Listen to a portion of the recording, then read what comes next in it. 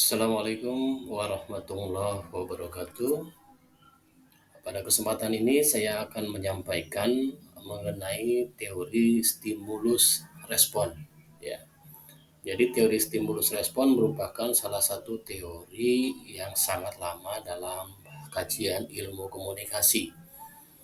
Nah, dalam kesempatan ini saya akan mengaitkan pemahaman teori stimulus respon dengan upaya untuk menjadi pribadi yang sukses baik secara personal maupun secara sosial, supaya pemahaman terhadap teori stimulus respon ini memberikan dampak positif bagi kehidupan kita sehari-hari.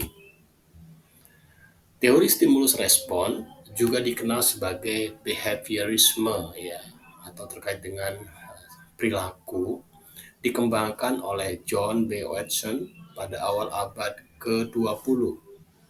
Teori ini menegaskan bahwa pembelajaran terjadi melalui pembentukan asosiasi antara stimulus dan respon.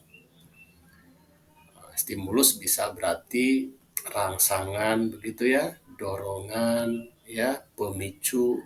Bisa juga stimulus bisa dikatakan sebagai suatu aksi ya, sedangkan respon bisa dikatakan sebagai suatu reaksi ya. Jadi stimulus respon merupakan aksi reaksi ya. Sederhananya seperti itu untuk memberikan pemudahan dalam pemahaman ini. Teori stimulus respon menekankan peran faktor lingkungan dalam membentuk perilaku ya.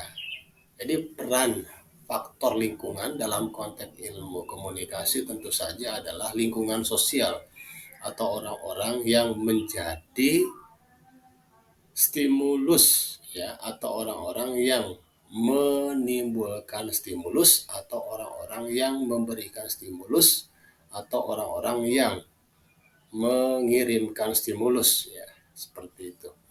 Kemudian dalam konteks ini ya, bahwa semua perilaku dapat dijelaskan melalui antara stimulus dan respon ya.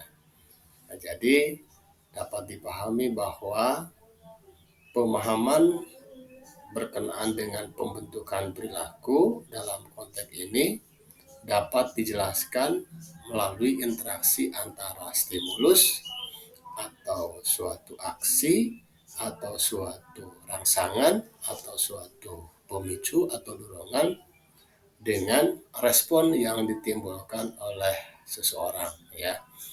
Jadi ini pemahaman yang sederhana yang bisa kita pahami dalam konteks teori stimulus respon.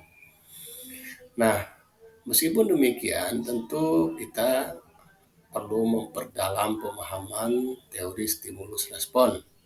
Ya, misalnya dalam konteks ini kita mengkajinya dari sisi kajian ilmu komunikasi. Teori stimulus respon dapat dipahami dalam beberapa sudut pandang pemahaman. Misalnya, teori stimulus respon menjelaskan komunikasi sebagai hubungan sederhana antara rangsangan atau stimulus ya, atau juga aksi dengan reaksi atau dengan respon. Ya, setiap kata, gerakan, gambar, atau tindakan yang kita tunjukkan kepada orang lain, maka itu adalah contoh dari stimulus atau contoh dari rangsangan yang kemudian akan memberikan atau akan menimbulkan respon orang lain. Ya. Dan ini juga tentu berlaku bagi kita dalam merespon suatu stimulus yang disampaikan atau yang diberikan orang lain. Ya, stimulusnya bisa berupa pesan-pesan tertentu ya, baik verbal maupun non-verbal. Begitu ya. Teori ini menganggap bahwa orang cenderung bereaksi secara otomatis terhadap rangsangan yang diterima tanpa banyak berpikir. Nah, Ini silahkan Anda percaya atau tidak dengan teori ini silahkan, tapi itulah penjelasannya. Tetapi dalam konteks ini ketika kita menerima suatu rangsangan ya yang mewujud dalam respon kita ya, atau kita menerima suatu stimulus yang mewujud dalam respon kita, tentu saja dalam banyak hal kita harus lebih dulu menunjukkan respon yang didasari dengan pemikiran ya, karena banyak stimulus-stimulus tertentu yang apabila kita respon begitu saja tanpa kita pikirkan lebih dulu bisa menimbulkan hal-hal yang tidak kita inginkan, hal-hal yang negatif, hal-hal yang destruktif ya. Oleh karena itu pastikan bahwa ketika kita merespon sesuatu ya, kita hendaknya bisa terlebih dahulu memikirkannya apabila memang itu perlu dilakukan ya. Tetapi dalam banyak kasus lain ya, ada hal-hal yang ketika kita menerima stimulus atau rangsangan dari pihak luar atau dari orang lain secara otomatis itu bisa terjadi secara tiba-tiba atau otomatis begitu ya. Nah, dalam konteks ini tentu kita hendaknya memikirkan ya dampak respon yang kita tunjukkan itu ya. Jangan sampai seperti yang saya sampaikan tadi bisa merugikan orang lain atau bahkan bisa merugikan diri sendiri. Supaya apa? Supaya kita bisa menjadi pribadi yang tetap menunjukkan sikap dan tindakan yang baik, yang bertanggung jawab. Jangan sampai kita merespon sesuatu dengan hanya sekedar katakanlah merespon saja tanpa memikirkan dampaknya, atau hanya sekedar menyenangkan orang lain tapi sebetulnya itu juga tidak baik begitu ya, atau menunjukkan respon-respon yang secara prinsip itu bertentangan dengan nilai-nilai. Oleh karena itu kita harus pastikan bahwa meskipun teori stimulus respon menjelaskan bahwa teori ini menganggap bahwa orang cenderung bereaksi secara otomatis terhadap rangsangan yang diterima tanpa banyak berpikir, tapi dalam banyak konteks kita hendaknya memikirkan lebih dulu mengenai respon yang hendak kita tunjukkan ya. Singkatnya bergantung pada konteks lah supaya kita lebih bertanggung jawab ya. Kita ini adalah manusia yang dilengkapi dengan akal budi, sehingga dalam banyak contoh kasus kita tentu harus memperhatikan pertimbangan akal dan budi dalam merespon sesuatu ya. Meskipun sekali lagi saya sampaikan dalam banyak contoh ada respon-respon yang memang muncul secara otomatis ketika kita menerima stimulus ya. Misalnya ketika kita dikagetkan tiba-tiba kita langsung menunjukkan sikap seperti apa atau gerakan seperti apa begitu ya. Tetapi dalam kaitan dengan nilai-nilai etika tentu kita harus memperhatikan hal-hal yang tidak perlu ya tidak dilakukan, hal-hal yang dianggap masih wajar ya silahkan dilakukan sebagai respon dari sesuatu. Kemudian juga teori stimulus respon dijelaskan sebagai model komunikasi dasar yang melihat komunikasi sebagai proses interaksi yang sederhana. Ya, teori ini mengasumsikan bahwa pesan yang disampaikan, nah pesan yang disampaikan ini berarti ya stimulus kan begitu ya. Kepada siapa? Ya kepada orang lain ya.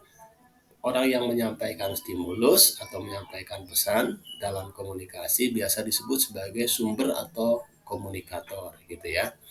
Jadi stimulusnya bisa berupa pesan, pesannya bisa berupa verbal maupun non-verbal. Pesan verbal, bahasa lisan, bahasa tulisan begitu ya.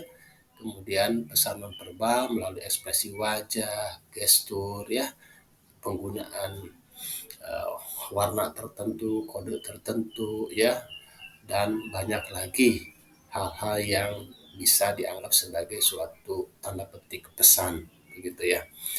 Jadi teori ini mengasumsikan bahwa pesan yang disampaikan, baik verbal maupun non-verbal tadi, akan secara langsung memicu reaksi tertentu pada penerima pesan. Ya, sama seperti yang disampaikan sebelumnya. Ya.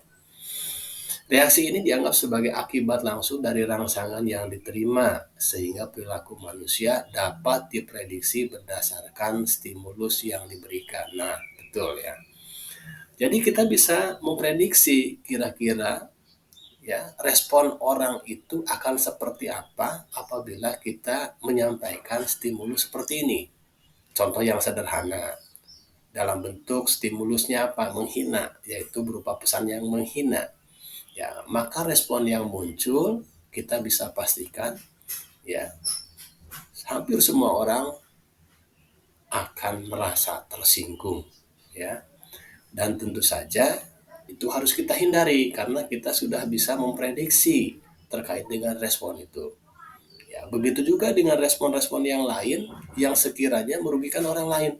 Ya, tentu kita harus berhati-hati ketika menyampaikan suatu stimulus, ya, baik secara verbal maupun non verbal. Ya, supaya apa? Supaya hubungan baik kita dengan orang lain tetap terjaga. Ya, jadi kita hendaknya menjadi pribadi yang lebih bertanggung jawab untuk menyampaikan pesan-pesan atau stimulus-stimulus yang mengarah kepada respon yang baik, begitu ya, yang mengarah kepada respon yang baik. Nah, respon yang baik ini tentu bukan bermaksud hanya untuk menyenangkan orang lain tanpa mengabaikan nilai-nilai. Ya, jadi harus menyertakan nilai-nilai. Ya, jangan sampai hanya ingin menyenangkan orang lain, tetapi mengabaikan nilai-nilai. Tentu ini tidak baik, ya. Oke. Kemudian stimulus respon juga dapat dipahami sebagai menyederhanakan proses komunikasi menjadi hubungan sebab akibat antara stimulus dan respon, ya.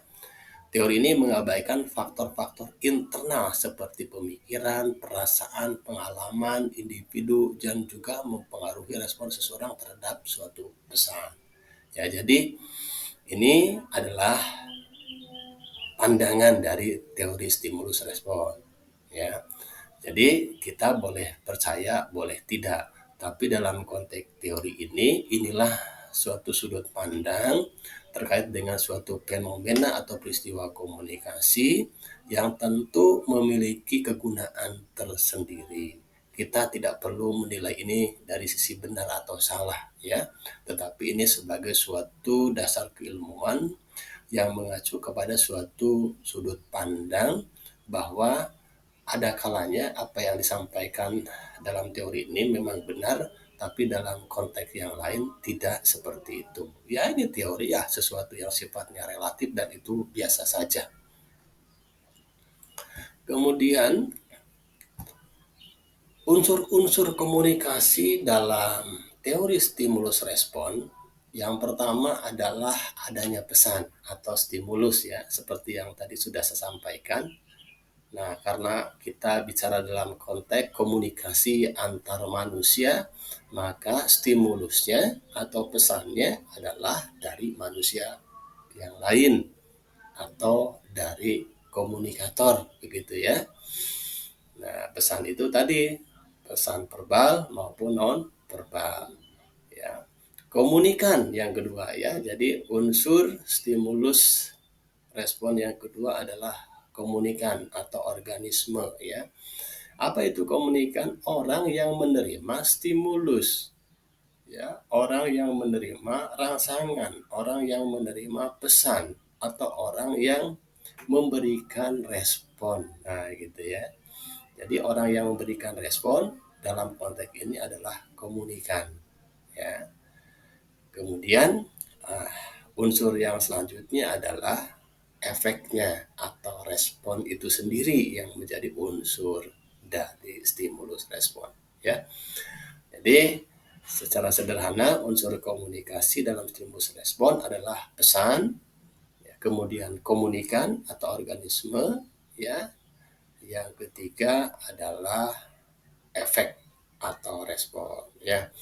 Nah, dalam komunikasi secara umum kita tentu mengenal namanya juga komunikator. Nah, komunikator ini dalam konteks pemahaman stimulus respon adalah orang yang menyampaikan pesan atau orang yang memberikan stimulus. Kemudian orang yang menerima pesan atau menerima stimulusnya adalah komunikan. Nah, komunikan inilah yang kemudian memberikan respon ya. Jadi itu pemahaman sederhana terkait dengan unsur-unsur komunikasi pada stimulus respon.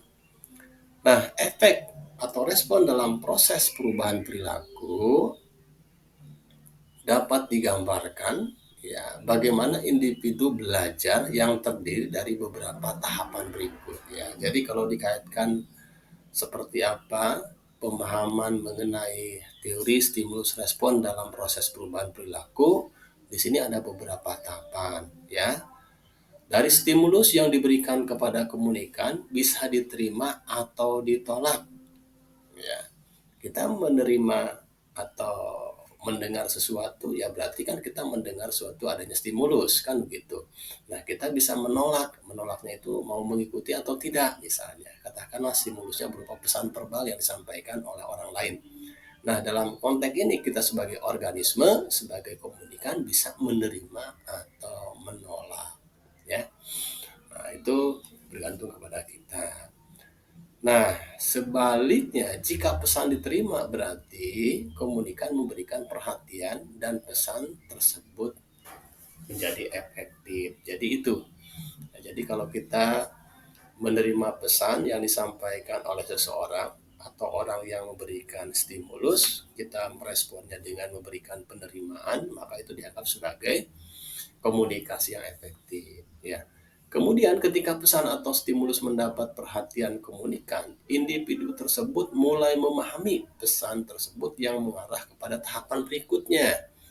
Ya, misalnya karena stimulus atau pesan itu menyenangkan sehingga kita mau mengikuti apa yang diharapkan oleh komunikator atau apa yang diharapkan oleh orang yang memberikan stimulus tadi ya karena dianggap menyenangkan atau bisa menguntungkan kita atau sesuatu yang baik lah begitu ya.